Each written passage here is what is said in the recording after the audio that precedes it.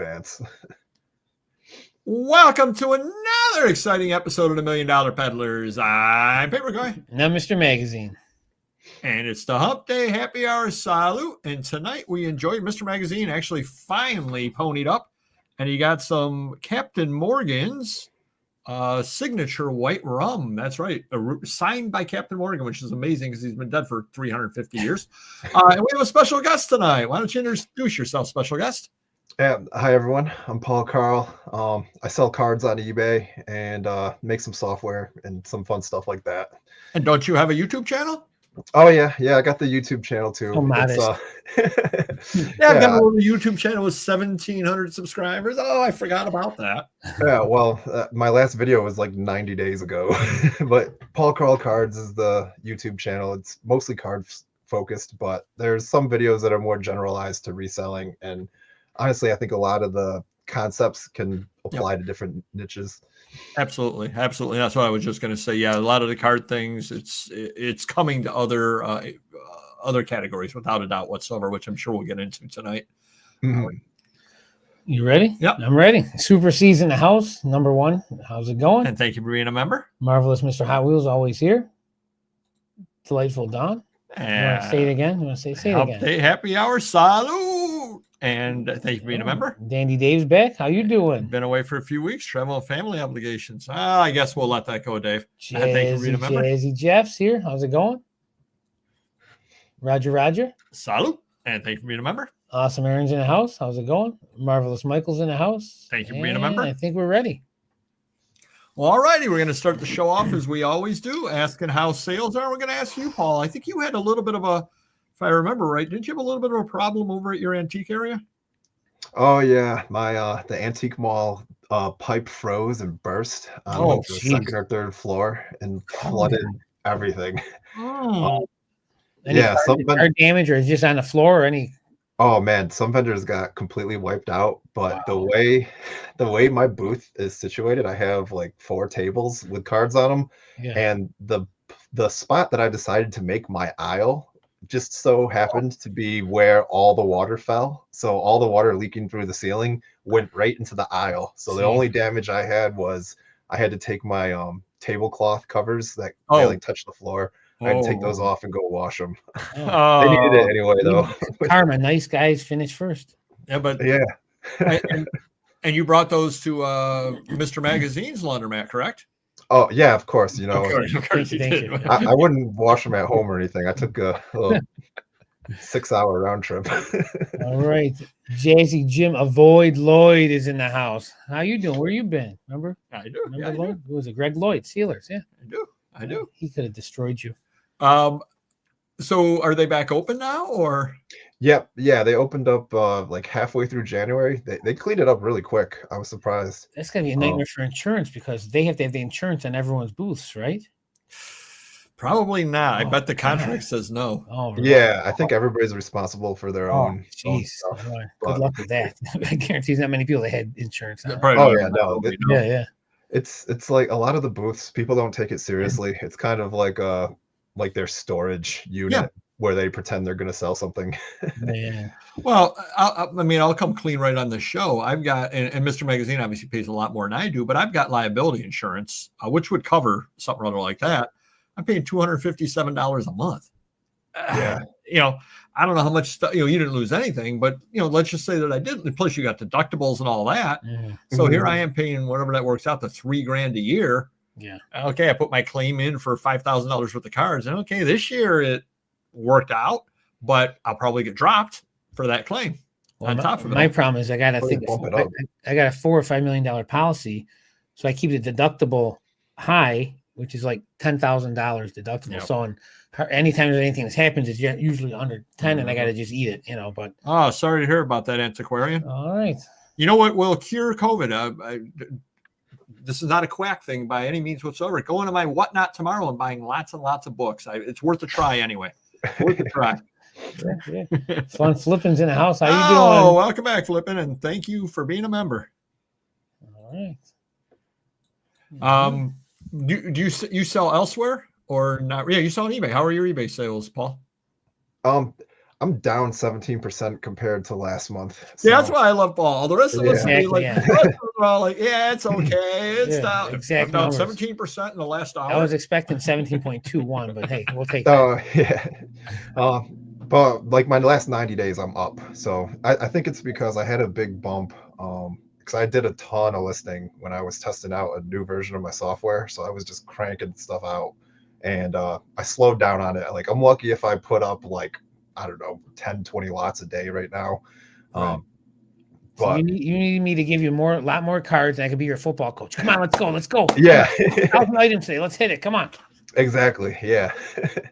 Text me, Local Mike, and thank you for stopping on by. Oh, good stuff. Remember, I'm buying up comics for Whatnot. How about you, Mr. Magazine? How are your sales? So if we go with eBay and say the last 5 days, crappy, average, really, really good. So that's how it's been so far. Today seems to be like more on the average side, but the really, really good is not, not the equal old to days the good. Yeah, right. And it's not equal to the crappy. So I don't know what's going on. But Amazon's, I will say average. Websites average or slightly above. DVDs are average or slightly above. Whatnot's pretty good, like always. So I got the good stuff's outweighing the bad eBays for now, so I can still pay my bills. But how about you? Oh, I'm glad you asked. Thousands of sports and Pokemon cards, clueless on what they're worth. Well, John, you can reach out to Paul, you can reach out to Mr. Magazine, or you can reach out to me. You got 3 people here that could probably help you. There you go. In fact, Paul, I believe, sold a whole bunch of Pokemon cards back in the day, and I just brought up something, and now he's going to be in the corner going, no. Oh, man, even like crappy Pokemon cards are selling really good. Like I'll tell you guys the secret. Okay. I haven't said it on my channel anywhere yet, but on TCG Player, you can buy a lot of Pokemon cards for like a couple pennies a piece, and most of the sellers there, they do like free shipping on like $5 or more. Yeah. So you go and buy like 300 cards for $5, free shipping. They take a bath by the time they pay, their fees and everything. Yeah. But I bought thousands of Pikachu cards that way, and then I was just making Pikachu lots, and I would sell in like 6 cards for $6.99 shipped, or 24 cards for $19.99 shipped, and like they're hard to keep in stock. You just got to have a shiny Pikachu, like one of these lovely fellas. They're like dollar cards. This one's a $2. Wait, no, this one's a $2 card. Little kids love them. Yeah, but you throw these cards in there with those penny cards or whatever. Yeah. And they're real attractive on eBay, because people who are shopping on eBay for like Pokemon cards generally don't really know about TCG Player or want to figure it out or any of that. So there's really good arbitrage from other sites to eBay. Here's a little secret nobody knows about. I don't even think you know this, but when my oldest son was probably 10 years old, 7, 8, 9, so the big boost of Pokemon. He was probably 7, 8, 9 years old, and I was buying Pokemon and selling it, and we had the packs in our shop and stuff. And he was collecting Pokemon. Well, every deal I bought back then, we don't buy Pokemon anymore because I'm so far out of it. I don't know what's good anymore with the new stuff. I saved a foil card, every different foil card that ever came through my door.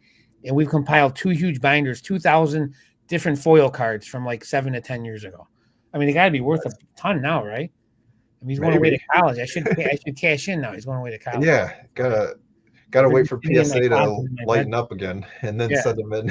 Maybe the college will take him in trade. That'd be great. I would trade him for 1 year's tuition right now. Yeah, they unseen, ungraded, take them all. Hello, Jackie Jack. Triple J's in the house. How you doing? Jackie Jack runs his Whatnot show after us, so make sure you stop on over to Whatnot. Check out Jackie Jack. A lot of great items, a lot of postcards and various items like that. Do check that out. Amazon's everything's okay. eBay has been really good in the mornings, and then it dies about noon. The last 2 days I've done really well in the mornings, and I have not sold anything in the afternoon. Well, you're probably selling to a 70 to 80-year-old crowd, and then they're taking their naps. Oh, that could be it. Or they've got to go do the early bird dinner at 2:00. I hadn't thought about that. It's a good point. So I cannot complain overall. I mean, the sales are decent, but it'd be one of those, if the afternoon could be like the morning, I'd be sitting pretty.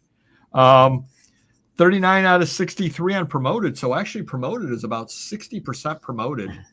So a little higher than usual on the promoted this last week. Unbelievable week of offers that I got to make. 243 old offers, 441 total offers to buyers. That's easily the most I've ever been able to make in a week. 441 divided by 7 is what? That's about 60, 64 a day, something rather like that. Did that equate to more sales though? Yeah. Good. All right. But not in the afternoons. Exactly. 339 last week. So it was up over 100 offers week on week. Okay. 136 a year ago and 179 2 years ago. So it's 3 times as many offers as it was last year, the same week. Kind of crazy. Thank God for retirement. 2 items sold on $1 Million Peddlers, including one that I showed in the Bolo video we just shot. First time ever. We have $1 Million Peddlers item in the Bolo. 2 items on Vivs-Views. 3 items on Etsy, including one I got to pack up while Mr. Magazine watched. And he said, nobody wanted that on Whatnot for $3. I said, nope, they did not. Crazy. Got $20 out of it. It was a Life magazine with Michael Jackson. Nobody wanted it on Whatnot. And 5 items on the website, but they were all to the same buyer. How about any buys? You doing any buys out there, Paul? My goal this year was to source 300 to 500 cards a day online. Wow. And so far this year, I've bought about 100 cards online. We're gonna solve that in Total. we're gonna solve that in 10 days. Don't you worry about it. Yeah. I've just been failing at everything. I'm just in the coding dungeon, just pushing the buttons, trying to make things work. We're heading in a direction, maybe a year and a half from now, where you're just gonna get all my cards. Good, bad, and ugly. I just need the room for magazines and movies, and we're just going to take all the cards on and just bring them to your house. That's it. All right. I'll have to get build like a tiny house or a couple of them. He runs the pods in New York. I'll just have him drop off a pod. All right. Yeah, we'll need like 4. Yeah. You got it. Well, that would be cool. A pod shows up and it's just filled with cards. Like, there you go. Yeah. It'd be taller than me. Sales good. When I reopened my eBay store, we scheduled listings to keep the store active when it was closed. Yep, absolutely, 100%. I agree with doing that. How about you, Mr. Magazine? Have you been buying anything? I'm trying to not buy anything in the shop unless it's really, really good or really good toys or my regular that brings me all the weird good stuff, because I got too many deals out of state with the adult natured stuff. Again, we got Portland. It's going to cost me about $50,000. We got 450 banana crates. I got to rent an 18-wheeler. That's in about 3 weeks from now. But I come across a couple other deals in Staten Island, New Jersey. One deal could be $1 million plus retail deal that's going to cost me 6 figures. I'm going to look at that in a couple weeks. So I'm going to save all my pennies for that and some of my bank's pennies as well, because I might have to borrow some money. Did you mention we're going to Cleveland as well? And that's another one, going to Cleveland end of March. Yep, for another deal or two. Yep, it's busy, and I can't keep up with it, but I'm going to try my best. We just booked the hotel, and I'll be going down to Cleveland with Mr. Magazine, so that should be a lot of fun. Meeting up with a subscriber who's got some stuff to sell, so that's great. And working towards selling something other than comics and records on Whatnot. Oh, yes. Am I? Yeah, the wrestling figures. Yes, I have one of my employees that wants to start doing toys. And it's funny, I was in this corner because we needed room to move VHS boxes over because we ran out of room in the warehouse. And I found all these tubs of toys and action figures. And one was, generally last 10 years maybe of wrestlers, great condition. There's probably 200-300 of them in this tub. He goes, hey, can I list them on eBay? I go, yeah, great idea. And I'm thinking like, gosh, if, say they average 10, 7, 12, 15, I go, just throw them on Whatnot. You want to do Whatnot anyways, it's perfect. So in the next couple of weeks, we might attempt toys on Whatnot. It's going to be Tuesday, probably 3 to 5. So I might have to get a second account because my niece does. Don't you have a second account already? You just got to remember your password. Do I? Yeah. Oh, the first one. Yeah. Yeah. Oh, yeah. But is it the same email address? Can you have 2 accounts with the same email? Yeah. Oh, okay. Yeah. All right. So anyways, they going to coincide at the same time, but we'll figure that out. She'll be doing records or comics on Tuesdays, and he'll be doing toys. And we're still going to try and hire someone when I get back from Myrtle Beach in April for full-time Whatnot person. And another potential deal with Mr. Buys-A-Lot.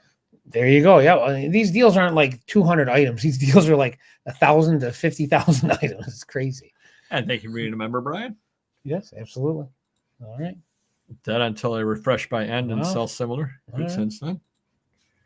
I bought a small comic collection, 198 comics that came from Lake Placid. Nice. All right. Good stuff. I ended up buying a couple of things.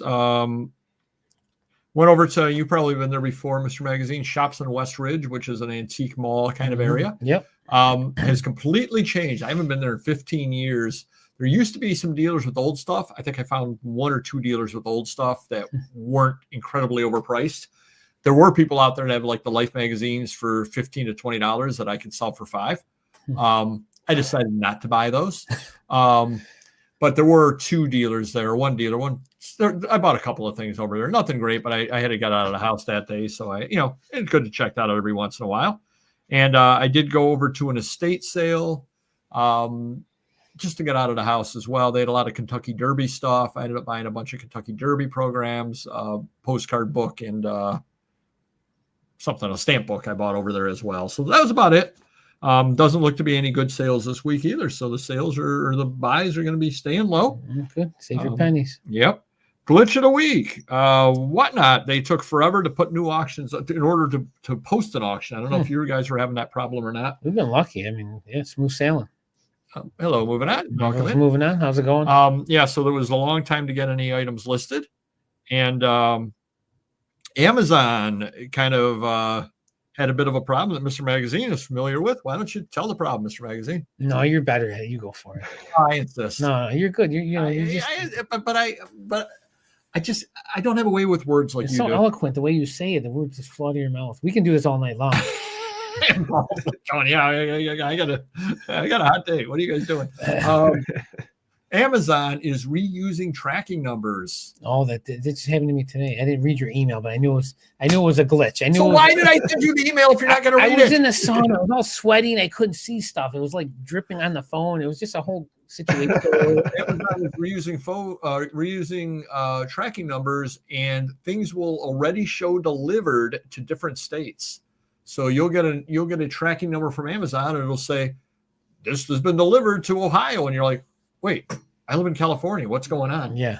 So that's a bit of a problem. But the buyer checked again, and it corrected them. They updated. So, yeah. Okay. But the winner of Glitch of the Week, first time ever, Mr. Magazine. Congratulations, Mr. Magazine. How do you feel about your epic? Good. What did you do, Mr. Magazine? You just tell you're better at it, really. He does it on purpose, I'm telling you. Mr. Magazine changed payroll companies. Oh, all right. Well, I didn't know you were going there, but okay. And what happened, Mr. Magazine? So week one, and again, you don't think of everything, but the previous company, they came in envelopes, and I had my signature, what were they called? Auto pen or whatever, So the new ones came in a sleeve, unfolded, no envelopes, and no signature.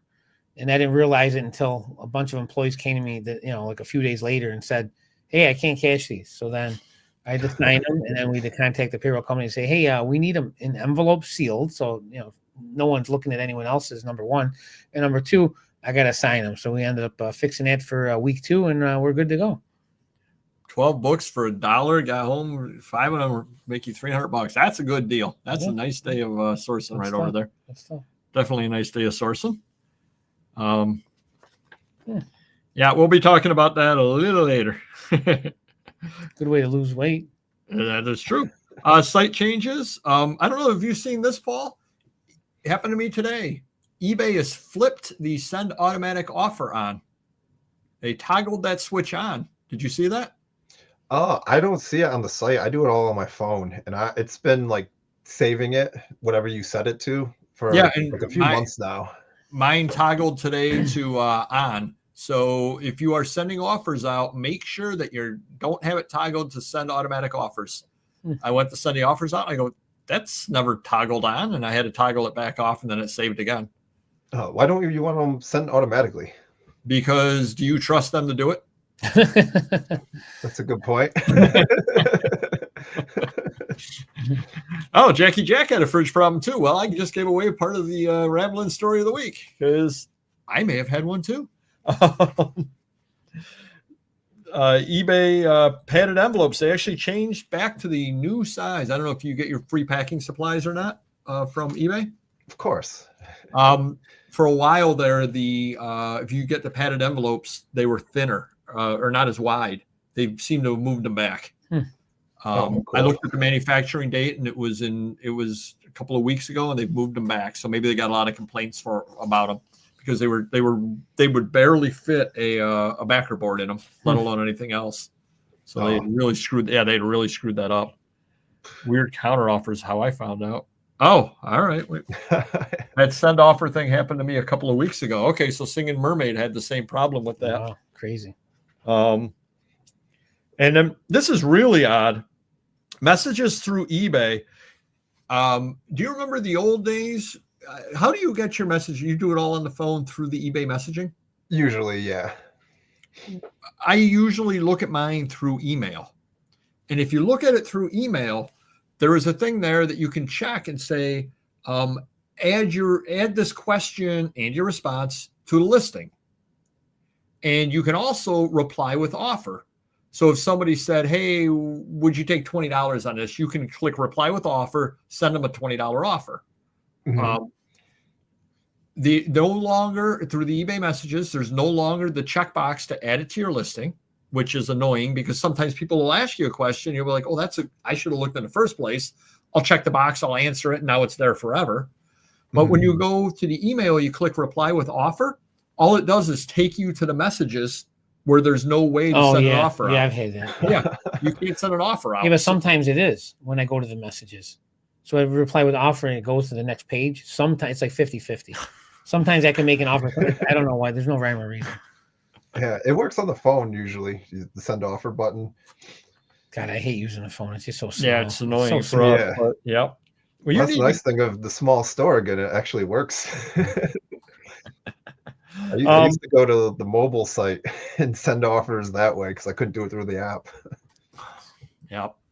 And I just literally, moments before the show went on, got an email from Amazon, and basically Marvel is now going to be gated. Oh, God. So if you're trying to sell Marvel, it will now be gated. Now, I don't know. Oh, God. So go ahead. I don't know the extent of what they consider Marvel. I don't know if they're worried about gating a 1973 comic book or not, or if they're just worried if it says the word Marvel, or if it's just newer toys. It just kind of said you need to get receipts and all that to prove that you are a legitimate distributor of Marvel. What a nightmare. So hold on, I got a question. So one, how do you get ungated if they're gating everyone and ungating certain people? And two, what if I have 28,000 Marvel items and I'm not going to be gated or ungated?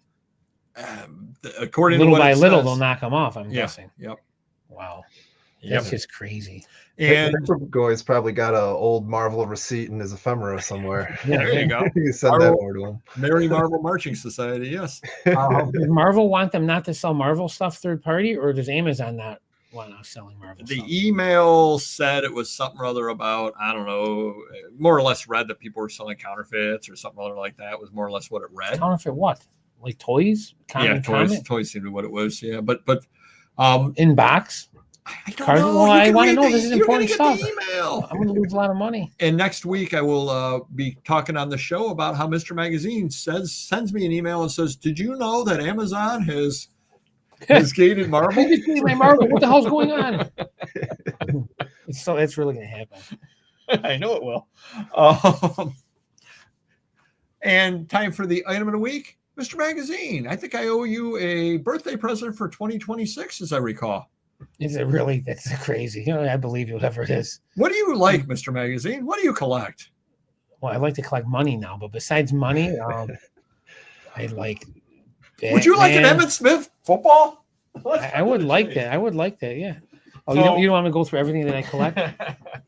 So this came from the $1,000 deal. It's an official ball, too. Official Wilson football signed by Emmitt Smith with the 22 on it. Wow.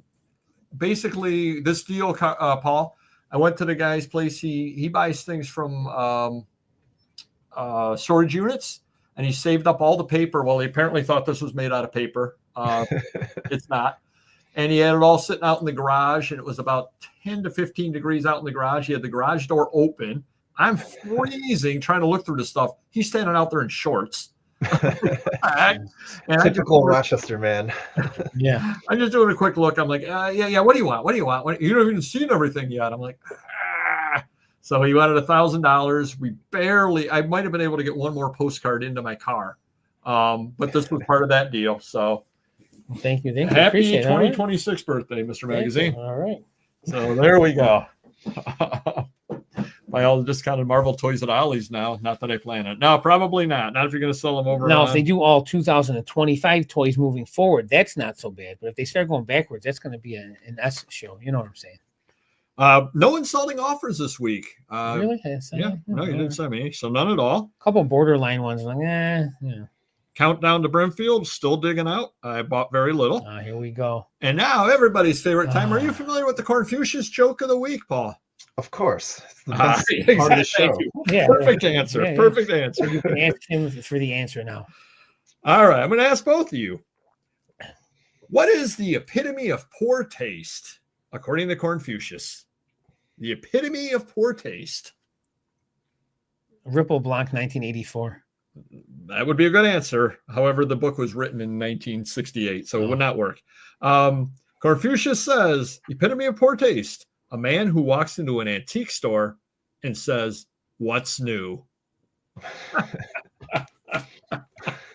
A man who walks into an antique store and says, "What's new?" Be sure to stop by all my whatnot auctions at 20 past the hour, and you'll get more Confucius jokes of the week. You should do that at the co-op, or any estate sale you go to. Just walk around.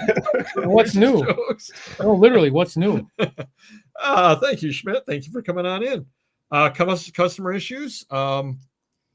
Amazon return for Mr. Magazine on an album. You're going to love this one, Paul. Album has a deep, hard smudge on one side and a significant scratch on the other. This is not how the album was described. Who would ever in their description say deep, hard smudge on one side? I don't know what a deep, hard smudge is. Sadly, I'm sure there's some description down below. And again, they never see that. They just see the grading. It didn't say deep, hard smudge. No. And then I had a Bonanza TV guide returned over on Amazon. Bought for birthday gift, person not pleased. It was the wrong year and date. No, that's your fault, right? Yeah. I'm like, no, I'm thinking that if I buy you a gift and it's for a completely wrong date of your birthday, you're probably not going to be very happy. No, you're probably not going to be. What am I going to do with this? Because you hate Bonanza. Have you ever tried setting up outside a listing, Paul, over on eBay with international shipping that isn't the standard international? Yeah. How did you find that? Oh man, that's a good question. Thank you. That is my answer as well.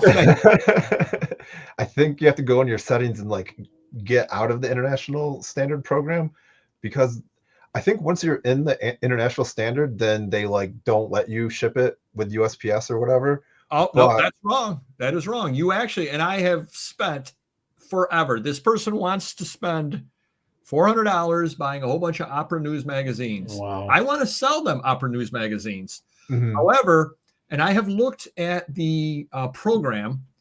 The dollar amount is right. The weight is right.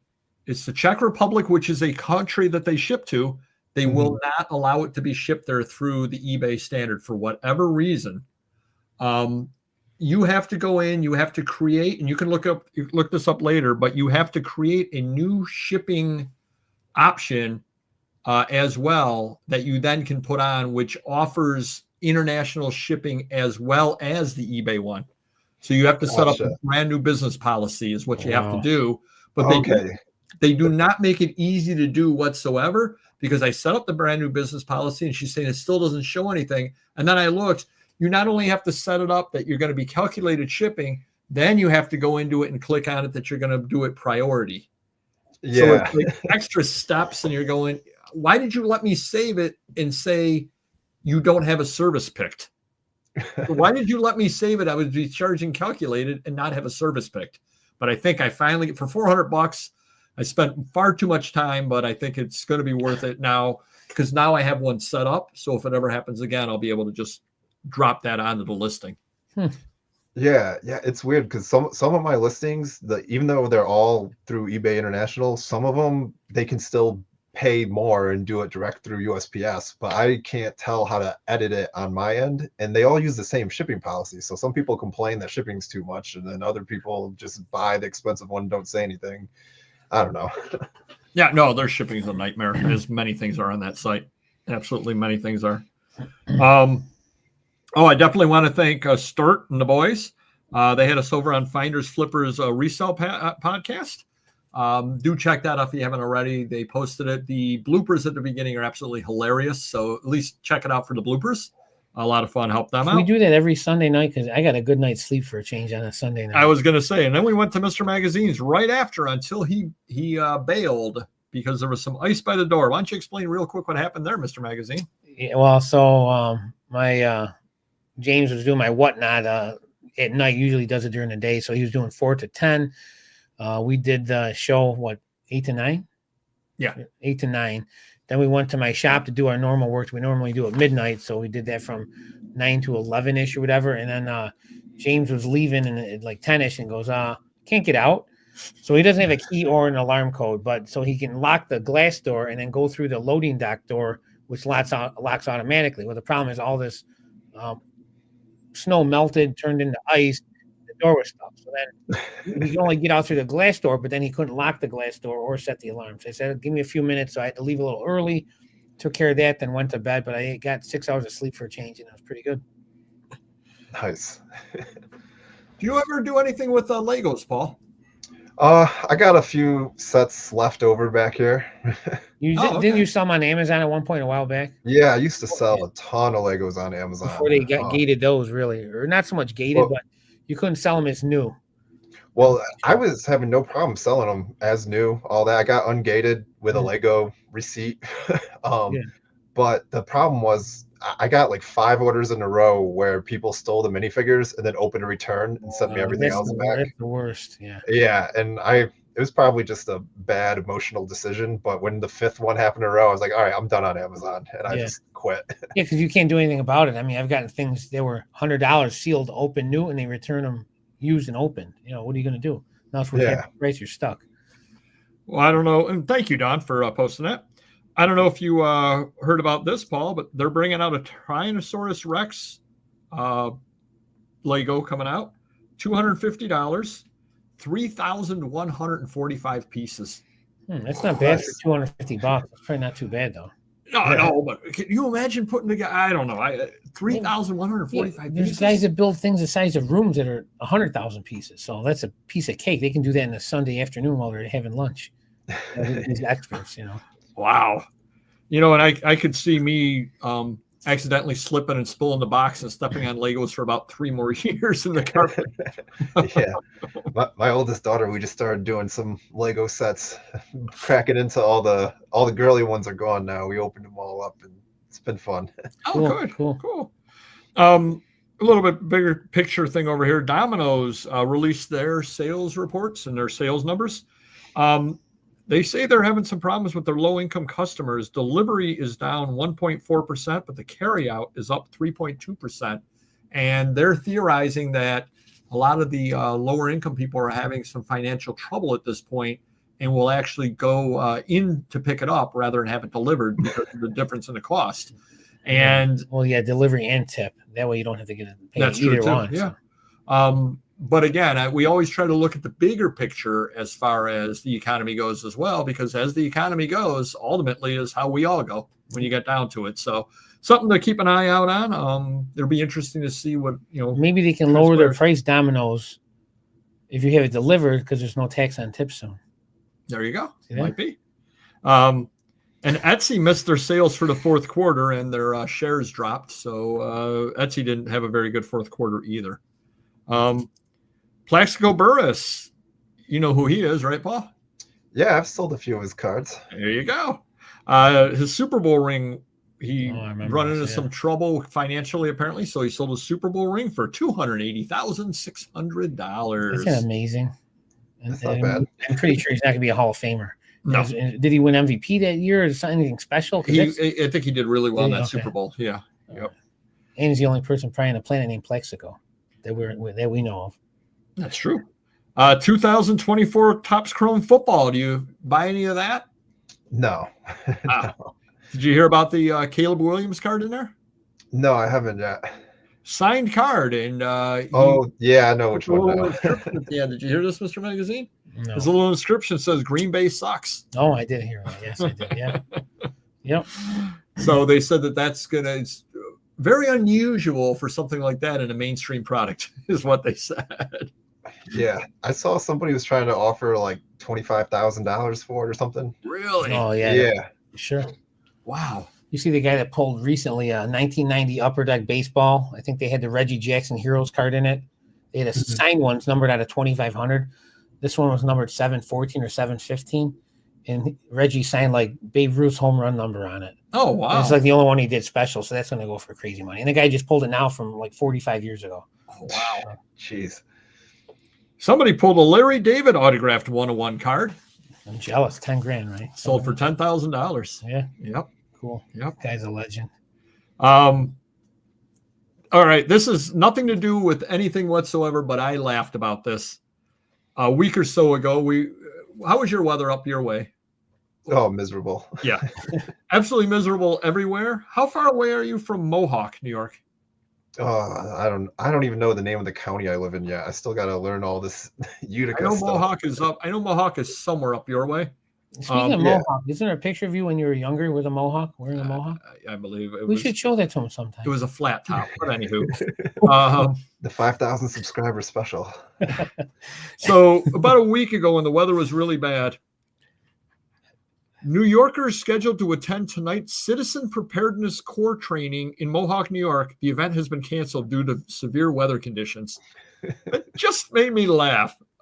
The Citizens Preparedness Corps. Maybe prepare for bad weather when you live in upstate New York. Just saying. True. We're going to be EPH talks. Definitely do check that out over on Whatnot, starting at 4:00 on Friday. People will be talking about pinups. People will be talking about trade cards, I believe. Be talking about stereo views. I'll be talking about books over there. And Random Neighborhood Kid actually came here, and you're going to be laughing, Paul, because when I tell you what he did, you're going to laugh and say, I could have done that in 3 seconds remotely. And he did it in about 10 seconds as well. We're going to be using OBS software. Ooh, look at me acting like I know what I'm talking about to basically stream everybody's Whatnot show over onto the channel. So be doing a mirror, I guess, or something like that, a mirror stream of the channel. So yeah, if you come on over, and you'll be able to watch the entire all of the EPH talks over there. So definitely worth watching. You'll learn a lot watching that over there. There you go. And Schmidt is actually sponsoring that. And I'm working on a 1974 Topps basketball set. Now, my question to you, Paul, is when did that change? When I grew up in the hobby, it wasn't 1974 Topps basketball. It was always 1974-75. The hockey and the basketball sets always had the 2 years together. So it was 74-75, 75-76. I didn't know this when I started working on this set. And here I am trying to search on 74-75 and getting like 6 search returns. And I'm going, what do you mean 6? There has to be more than 6 of these for sale. But now all of a sudden they just use 1 year. I don't know if you were aware of that or not. Yeah, well, eBay actually is working on a product catalog for all the cards. And the thing I actually did recently came to my attention that they actually do use that in the product catalog. They will do 74-75. Okay. But depending on how you set up your software and whether you're using like Card Dealer Pro or Chrono Card or whatever, you may or may not have the -75 after 1974. So that's part of it. But I'm actually working on adding it in and changing all the card name item specifics to match how eBay's doing the catalog naming. Okay. Yeah. I don't know. I think it helps. I do think it helps. It's interesting because I started noticing it when you start typing in like a card, it'll show you suggestions, and it does it in that eBay format where it's like the set or the year in the set and then a dash and then the player name. And card number. Okay, yeah. Because again, growing up in the hobby, we always, it was 1974 baseball was always what it was because that was, it was because the year doesn't go over the calendar. Right. Yeah. Technically, football does with the Super Bowl, but it's not considered. Yeah. But yeah, the winter sports always was 74-75, 75-76. Not anymore. But anyway, I'm working on the 74-75 Topps basketball set PSA 8. I'm working on the set. I'm about just over halfway through on it. How many cards in the set? Nice. 264. Nice. I got about 135 of them at this point. What's it like a common cost in an 8? At this point, all in $20 to $25. Oh, But then you're talking, you got like the Jabbar is going to be really expensive. The Jabbar is going to be like $600 to $800, something like that. You got the Gervin rookie in there. You got the Walton rookie. So a few good cards in there. But finally, the card finally showed up a week late from Canada that I had ordered, which the gentleman sent it without tracking, as a matter of fact. But it showed up, so I was able to close the case. So now we're going to head on in talking with our guest, Paul Caro. So Utica, thanks, County. There you go. Yeah, I knew that. That's familiar. 800 million in one day? No. That was Propstein. We talked about that. Yeah, day one. Oh, okay. The other day, that one eBay store. Yeah, we were talking about that last week. Yeah. Propstein has done $800 million in sales on eBay. That's crazy. And I don't know if you saw or not, we were talking about this last week. He's actually opening up his own auction site, a live auction site, to compete with Whatnot and the eBay Live. I don't know if you were aware of that. Yeah, I heard about that. I didn't dig into it too much. I feel like there's so many of these like new third-party sites popping up that it's just hard to keep track of them all. There's probably good deals to be had on there, like some good arbitrage opportunities, but I haven't looked really. It's almost gonna be watering down. There's only so much you can do and buy and go to. If all these big shops are breaking up and going on their own with everything, it's crazy. Well, he was saying that he sees a lot of faults because he had been on eBay and he saw a lot of faults with the way eBay was doing it. And he made some suggestions to him. And as you're well aware, Paul, I'm sure, large corporations, it's like turning a ship. Yeah. So he's like, we should do this. You guys should do this. You guys should do this. And they're like, well, we'll take that under advisement and we'll send it to the committee. And then he's like, why can't you just do it? So now he's going to start his own site where he's doing that as well with some of the ideas that he had that they just kind of ignored him on. So it'd be interesting to watch. But, yeah, for sure. Someone's going to survive the bloodbath. Yeah. Well, the other side of it is the live portion on eBay is such a small part of their site. Every once in a while I get an email that, marquee auction has started. Come join the eBay Live. And there's 4 people selling totaled or something like that. Yeah, they do the push notifications, and it's just annoying me. Like I have no interest in it. It is to the point where I almost want to like turn off eBay notifications. If I wasn't a seller, I'd probably just get rid of the app with how often it spams it. Yeah. Dibit. Okay. Dibit. There we are. Yeah, Dibit. All right, we're going to talk to our guest today about AI technology and the like. So what are you doing? I know you've got some things going on. What are you doing out there? Yeah, I've been messing with AI a lot, like since ChatGPT became kind of a big thing, and experimenting with it. The biggest way that I use AI right now is with this tool called ChronoCard for listing sports cards. And is that your tool or is it a different tool? That's a different tool. Okay. The tool that I built, it's called Card Cobra, and it's built on top of ChronoCard. Okay. So basically, I use their AI that identifies the cards and populates all this data. And since they don't do things the way I want them to do it, I made the software. Okay, Propstein. Yeah. So yeah, I use their AI to basically do data entry on all these cards. And then instead of me having to go through and type in everything, my job becomes the checker. So I just check the AI's work when it's necessary. And that's kind of the way that I feel like AI in general is going right now, where you can make AI do all this stuff and it's going to screw up a bunch here and there. But rather than you being the person doing the job, your new job is to check the job that the AI did and fix anything that it might have screwed up. Well, we've been talking privately, and I know you've got a lot of ideas and a lot of thoughts. And one of my thoughts with AI is you almost are going to have a personalized AI. And what do I mean by that? I'm sure you could set up a situation with AI, especially with the images and all that stuff, where I take a trade card and it could scan both sides of the trade card and it could come up with a listing for me, a title for me off of that. Mm-hmm.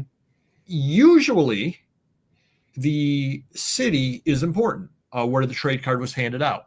So you've got a trade card from Utica. It's important to say Utica. However, that's not necessarily true if it's in New York City because it's New York City versus a smaller town, Mhm. and so on. You may have a magazine that I have that one of our viewers has out in California. Well, I've got a section of my store, Rochester. So the fact that it says something about Rochester, New York on the cover, for me, that should be a keyword because it ties into things that I sell out of my store. Mhm. However, you don't sell things from Rochester.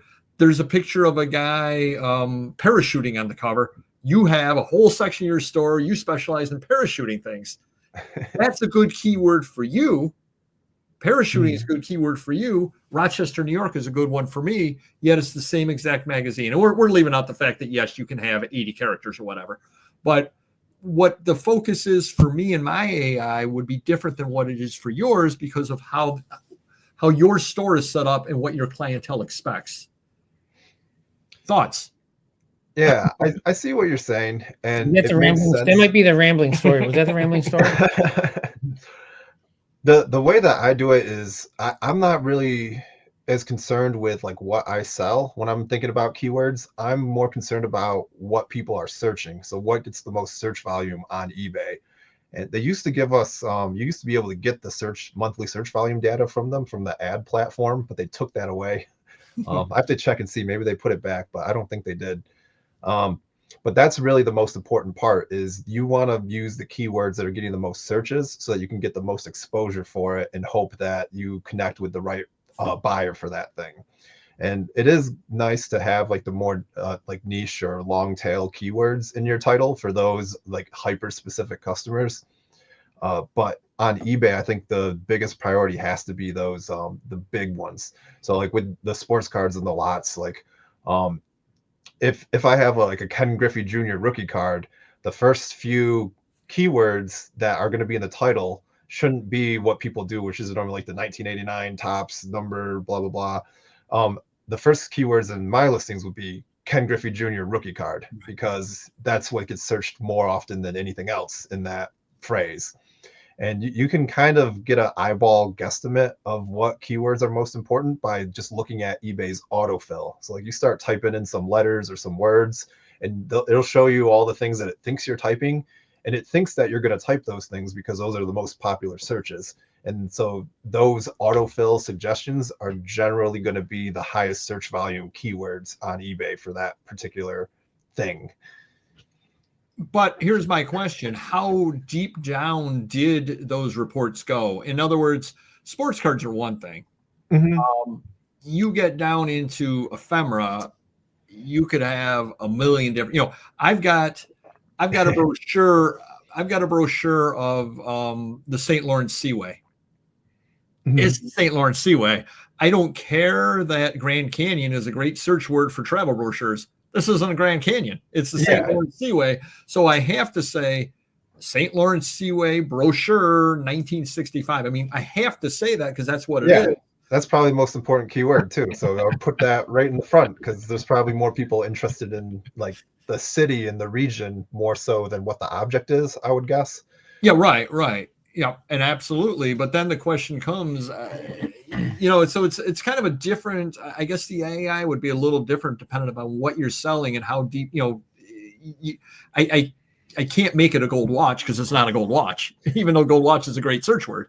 Yeah, it's like a decision tree, and I'm trying to make a flow chart for this, but it's too complicated right now. I'm gonna take some time for it, but if you think of like every single decision and step of your thought process when you're coming up with a title, you can essentially create like a step-by-step logical process. Like if this is true, then I'm going to do this. If this is true, then I'm going to do that. And like each one branches off, probably a million different ways, especially in ephemera. But the same thought process and decisions that we make when we're coming up with titles, we can put that into code. So like if this is the case, then do this. And you might nest 1,000 decisions under each path that you can take, depending on how intricate you want to make it. But it is possible to automate the way that we think, so long as the way that we think is following like a logical step-by-step process. And a lot of times I think it is, we just can't really articulate it because it's really hard even when you try. Like I've done it enough now where I'm sitting like working on my title algorithms and I'm like, all right, well, what would I do? Like, how do I think about this? And I'm like trying to think about how I think. And it's tough because you almost can't articulate some of the decisions that you make. Like, why would I do this word instead of that word? Now, we want to read what Don set up there on the screen. That's another thought as well. Yeah, that's probably a good one too. Print ad. That is a risk with I think all the printed stuff. There's some sports cars that are like that, like the Slam magazine sports cards where they have like a magazine cover on the sport card, and some people will buy those thinking they're buying the magazine. Oh, okay. So there are certain cases where you do want to kind of forego the best practice of having the most important keyword first to make the customer's experience the most important thing. So yeah, you don't want someone buying your print ad for a mattress and thinking they're getting their mattress for $20 and then they're pissed at you because they didn't get their $20 mattress. Now, next Friday when you come by to help my employees out, let's just hypothetically say that I have one employee or multiple employees that they're not the sharpest tools in the shed, or they care less than I'm sitting right here, or they care less than we would because it's our business and it's our company that we want to, flourish and, have great listings. Is there a way of dumbing it down for them so they can understand it? I'm not saying they wouldn't understand it, but, I've told them for years, like you just said, Ken Griffey Jr., the most important keyword should be first, and they still don't do that. So are they just like not giving a crap because it's not their product, or they just think like, oh, May 1989. Well, I think probably, if I could speak for them, usually just because of the way that the hobby is, I'll just use sports cars as the example. What do you have? Oh, I've got a 1989 Upper Deck, card number 1, Ken Griffey Jr. And that's the way, I mean, even in the price guides, 1989 Upper Deck's at the top, card number 1. And then you see Ken Griffey Jr.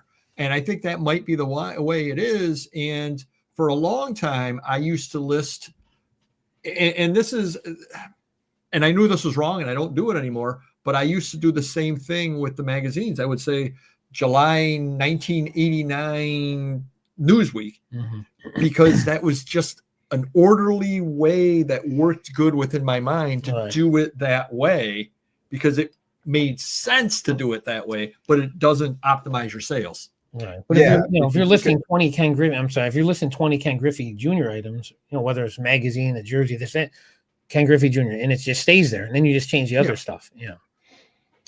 Yeah. And like with the magazine, like you said, you did Marilyn Monroe magazine, and then put the date and what the magazine title is and all that. But yeah, the other thing too is depending on how the listing is going, a lot of people are just doing the sell similar when they're doing their comps. They go sell similar, they see the title of whatever sold, and then they just kind of tweak it if they even do that. Some people just use the same exact titles, but if whatever format the person that they're selling similar from used on their title is probably going to be the same style of format that the person doing the sell similar uses. It's just already there. That's like you're putting that mindset. Well, and another issue that I've seen in the titles, and I had an example the other day, and I wish I had written it down, is there are times it was I know the word baseball was a good keyword, but baseball was separate from, I think Puerto Rico was in it as well. I purposely separated baseball and Puerto Rico because I didn't want somebody to say, the way my listing is, oh, Puerto Rico baseball. No. They're two separate things. There's an article about Puerto Rico. There's an article about baseball. So sometimes you have to be careful what order you put things in as well, just because somebody might read that and then go, oh, it's got an article about Puerto Rico baseball. I love that. And then start asking 100 questions. Is it about the Winter League? Is it? No. It's about Puerto Rico and hanging out on the beach. Yeah. And it's about baseball. Whole two different topics. So sometimes you may not list it the best way, but that's because you foresee a potential problem in the future that I do want to differentiate these two. I'm going to put them in maybe not the best order to avoid a problem, like you had said right there. Yeah. I definitely can see doing it that way. Personally, I welcome the problems. If my title is too confusing and someone messages me about it, I look at it as a good thing because somebody found the item and is interested in it, and 2, they're interested in it enough that they message me about it. So I look at that as an opportunity to like clarify and hopefully sell the item to them.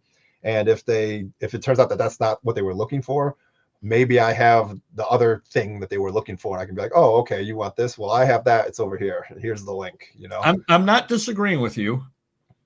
It's a lot of extra work. Oh, no. The reason why you have very good sell-through. I've got 28,000 items, and I list the item today, and it's about Puerto Rico, and it's also about baseball in the Bronx. Great. Mm-hmm. It doesn't sell for 6 years, and you ask me, and I'm like, I don't know. And then I got to take the thing out of storage and look at it, and I'm like, oh yeah, no, they're 2 different things. It's about the Bronx baseball, not this baseball. That makes sense. Maybe in those circumstances, maybe it's worth it just to put a little sentence in the description or something. So if nothing else, is a reminder to you, since most people won't read it. No, absolutely. You have tremendous sell-through. That is one of those, but you do a lot of work on that. Why don't you explain a little bit how you tweak and how you do that sort of thing to get that kind of sell-through that you have? Well, it's all about the price point and kind of being like the big fish in the small pond. Like lots is like a smaller, less competitive category than the singles. And that's because it takes a lot of extra time and effort to make the lots, because traditionally what people will do is they'll like lay out a ton of cards, take a picture of them, flip each card over, take a picture of them, maybe zoom in on some of them or whatever. Or they'll just have a box of cards, like they'll have like this box of cards, they'll just take a picture of the box and be like, here's this lot. And you don't really know what's in it or what the condition is. With the software that I created, you scan all your cards just like you would with like ChronoCard or Card Dealer Pro or whatever. I scan into ChronoCard because ChronoCard has an export add-on. So all of the AI data from ChronoCard, I can export into a CSV. And then I use that CSV and all the images to automate creating perfect lot listings. It does the titles, item specifics, descriptions, everything, strings all the images together into like nice collages. And since I don't have to check the AI's work on every single card like I would if I were listing them as singles, it's actually faster for me to list lots than it is to list singles. And it's a significantly higher profit per hour, because instead of, making 40 cents to $1 selling them one at a time, I can sell, 24 of them for $19.99 shipped and make $12 off that. But that's the big thing, is since nobody can compete with the quality of the listing without putting in so much time that it's not worth it for them. And that's the biggest thing. So that's even if you're working for yourself too, or for me, I'd have to hire my employees and pay them to do it. And I'm making even less then. Yeah. Because if you manually did what I did, it would probably take you like 10 to 20 minutes per listing to like do all the photos, do any editing to them and all that. So like no one can do it manually. Right. But I can scan in, I got the 7160 Fujitsu here. I can scan, 100 cards in a minute, click a couple buttons and list a lot with scans of every card in it for, $34.99, $39.99 shipped, and be done in, less than a minute or two. But yeah, and so by virtue of those time savings, I can price it lower than other people would. The customers who see my listings get a better experience because they can inspect the quality, like the centering, all that stuff of each card in the lot before they make the purchase. And I can charge less because it takes me less time to do it. So I combine all those things together. And my sell-through rate initially, when my store was smaller, when I first started building this out, and I had like 300 to 500 listings, I was at a 50% 90-day sell-through rate. And now I'm dropped down to like 25% with a little over 3,100 listings in my store. But for trading cards and singles and lots, the average 90-day sell-through rate is about 3% across the whole category. So it's still, I feel bad because I'm like watching my sell-through rate like plummet, but it's still, I don't know what, almost 10 times higher than the average seller. Well, I'll give you some real numbers on the long tail side over here. I've got, we'll call 28,000 items listed on eBay. Mm-hmm. I sell about 5,000 in a year. So 5,000 over 33,000, 15% sell through on that. that's what my sell through is, and it has gotten lower throughout the years as I get more items listed. Yeah, that seems to be the natural part, especially if you can list really quickly. Like if I list, like I could list this box tomorrow and have, you know, another 1,000 listings or whatever in my store, and then my sell through looks like crap again. Right. Right. But no, I thought you might like to know what my actual sell through rate is as well. You know, just kind of a long tail seller selling lots of different things over here. And, you know, some of my old stuff has poor pictures on it. And some of my old stuff has poor keywords and all that stuff on it as well. And I'm sure Mr. Magazine sells rated even lower. Oh, for sure. How many items you sell today, Mr. Magazine, roughly? eBay? Yeah. 40 to 50.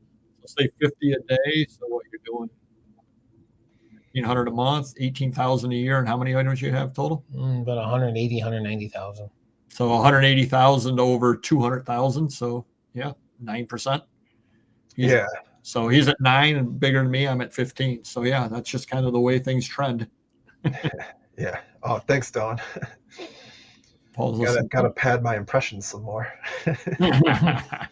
You got to buy that now down too, though, just to yeah. I'm curious now, which lot did you pick? I hope you picked one of my new versions. I want to pick one of my cards so I can get some money out of it. But so what do you see the future being as far as we've talked a little bit about various scenarios that we see. What do you see the future being with technology, AI, and all of that for selling online? And what hope is there for the Luddite out there that doesn't want to get with the program? There's no hope for people who don't want to get with the program. There's just none. You will be exterminated. Yeah. We can get robots to list them. I would love that. Yeah, I want to get a sports card robot that will do the sorting for me, and it can technically do the scans. It can do images as it sorts, and then store those images in like a memory somewhere, like a database, so that as it sorts the cards, it has the image associated with them, so that rather than me having to manually scan the cards again once they're sorted, it can just use the images it already took and create the listing, and then I literally just pick the pile up that the card robot sorted and photographed, and I put them into the appropriate SKU in one of these boxes here, and the listing's already done. I don't even have to touch it, like anything on the computer.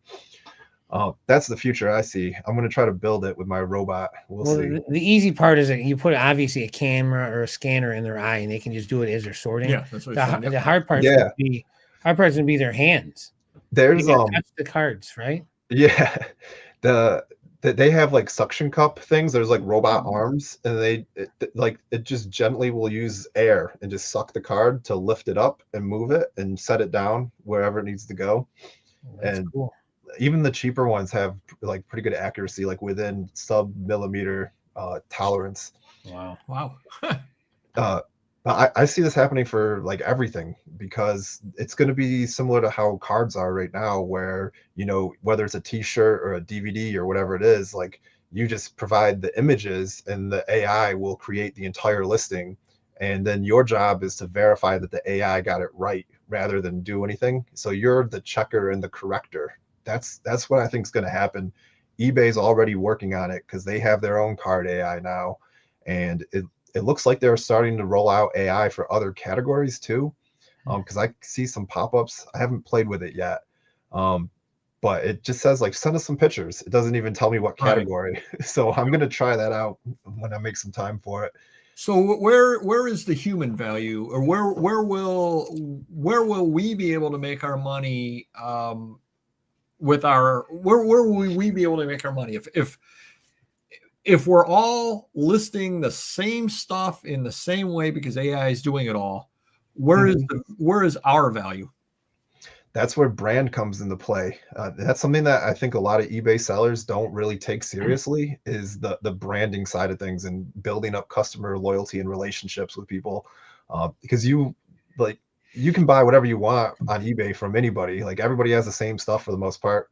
Well, for us normal sellers, but people will happily pay like a little extra to buy a card from me than to buy the same card from somebody else, just because of the reputation and the experience that they've had with me in the past. They don't have, there's a value to not having to take that risk of another seller doing a bad job or not doing it as good as they've become used to it. So like they might spend, extra 5-10%, 20%, whatever, to buy it from me than somebody else as a result of brand. That's one thing. And then the other element I think is going to be more like in terms of curation, making your store like have really nice stuff and kind of like calling out all the like bad items, things that don't really sell well.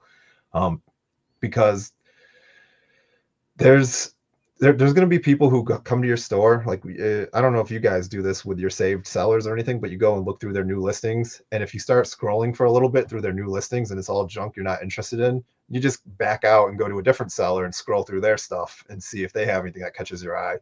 So then it becomes a matter of retaining attention to your store and trying to only list the stuff that people are going to care about, like the feet pics. Gotta do them on a Polaroid, then that'll be junk journal worthy. There you go. Exactly. Yeah. See, and where I think that we have value is, and it may be a little bit different on your side of things because of what you're selling. Where I think that we have value, and look at where I think humanity has value, is the acquisition. Now, it's one thing you could set up, I'm sure with what you sell, you could set up a AI to go on and search for things, buy things for you, and have them delivered. Then you could have the robot list the things for you. And, so you basically don't even need to be there. You can almost have it all just working automatically for you. I think that the things that we sell, I think that it's the networking and the knowing what to buy and the knowing, why is this person selling this? They just bought this state out and they want all the paper gone. And yeah, I can buy that for $300 and haul it all home and nobody else wants to deal on it. And I know enough that, yeah, it's a good deal. You can do things because of the sports cards. I think you can do things with basically having bots doing a lot of the work for you.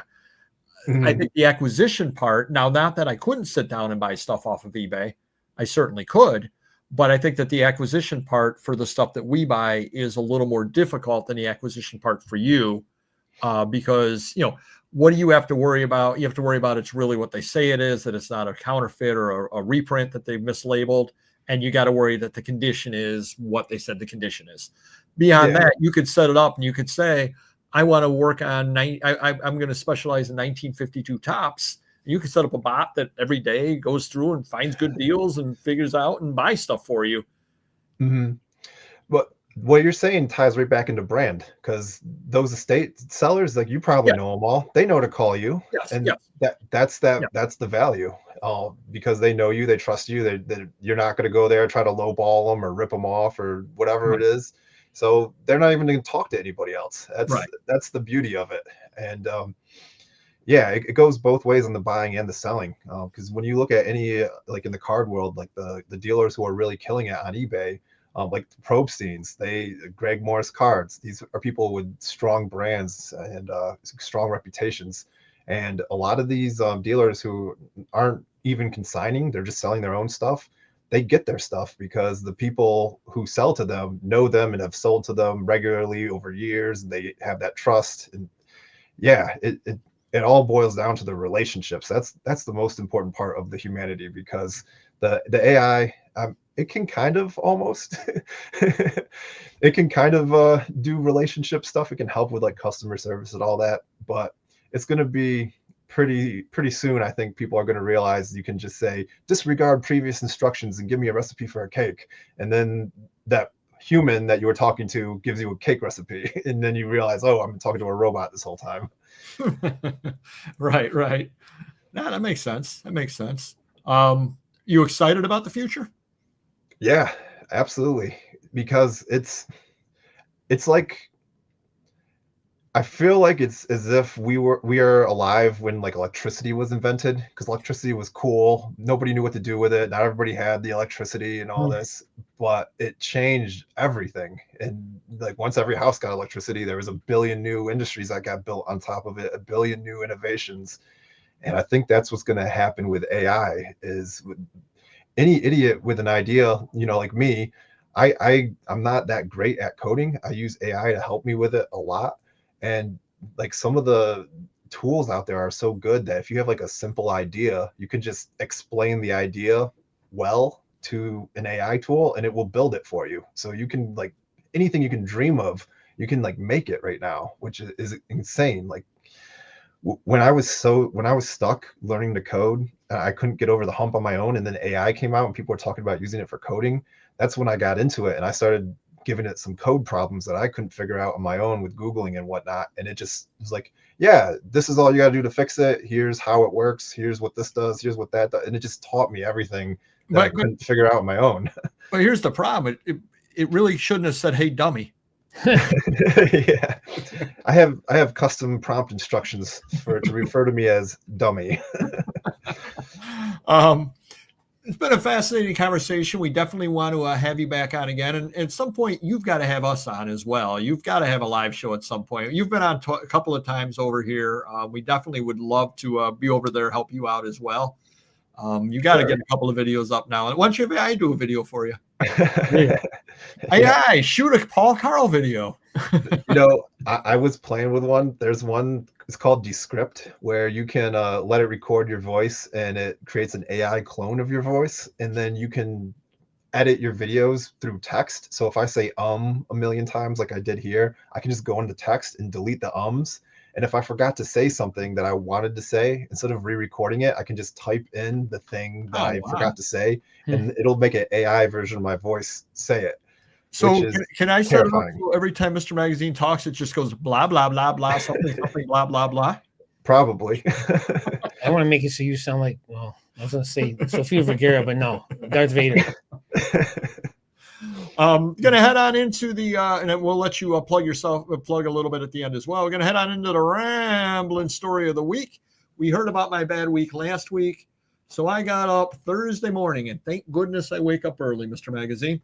I came downstairs about 2:30 in the morning. About 3:30 in the morning, my fridge was just making a lot of noise. And I go, what the heck is going on with my fridge? And I opened up the freezer, and it was really cold in the freezer. Mm-hmm. I'm like, what the heck is going on? And all of a sudden, it made this like really weird noise. And I started seeing this brown fluid underneath the freezer or underneath the refrigerator. And I said, that's not good. So I did a search online, brown fluid under fridge. And it said that means your compressor went. And I said, geez, on top of, because I had no heat earlier in the week, yada, yada, yada. So I grab all of the food out of the freezer, run it all down to the extra freezer downstairs, get it all down there, throw some towels down, you got the water. About an hour later, there's still water coming. And I said, that's an awful lot of water coming out of there. I said, I'm going to try something or other, because I heard a noise and everything. Turn the water off. The water stops. Turns out it was the line to the ice maker burst. Ooh. So ended up with, was able to have my handyman come by. We were able to really shut off just the thing to the ice maker. No problem at all. Meanwhile, water had gotten, in the floor, came through the basement, through the drop ceiling. Mm-hmm. Thank goodness I had box covers on top, Mr. Magazine, because it actually came through onto inventory. Wow. But it hit the box covers. And so the box covers were ruined, but all the inventory inside, maybe one or two magazines got ruined. That was it. Otherwise, the inventory all stayed. I know, Mr. Magazine, that's one of your biggest fears. I know at this point. Definitely, sprinklers. Yeah. Mrs. Papergoy is helping you, making sure that covers are on and all that stuff. Definitely, if you have inventory and there's any chance of water coming at it from the bottom or the top, whatever way, protect it. I never in a million years thought that it could have happened that way. Thank goodness I didn't go away for the week, because I would have come back with water all over the place from the ice maker and frozen pipes because the furnace was out. And that would have been a bad, bad week. Yeah. Get a call from my father, Papagoy. His furnace went out. So I got no furnace as well. He's getting that fixed. They're waiting for parts on that. And random neighborhood kids, faces up like this over here. He's got problems with his wisdom teeth, infections. His wisdom teeth are impacted, and but they can't get him in till April 30th.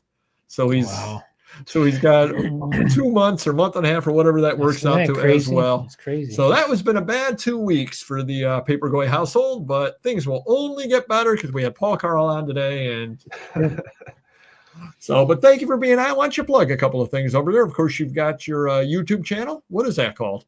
It's Paul Carl Cards. That's my YouTube channel. There in the descriptions of all the videos, there's a Discord where we talk about, selling cards mostly. There's a few people who sell other things that are in there. We talk about like eBay and SEO and all that fun stuff. So if you like all the nerdy stuff, that's a cool place to talk to other nerds.